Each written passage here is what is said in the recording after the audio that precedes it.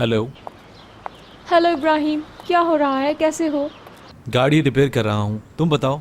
मैं बहुत परेशान हूँ इब्राहिम। क्यों, क्या हो गया? मुराद हयात को चीट कर रहा है।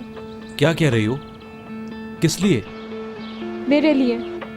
ये क्या बात कर रही हो दीदम? यार, आज काम के सिलसिले में मैं ऑफिस गई थी और उसने लेट नाइट घर आने की दावत दे दी कि अकेले में सुकून से बात करेंगे। हो सकता है ये एक नॉर्मल सी दावत हो और तुम इसे गलत समझ रही हो।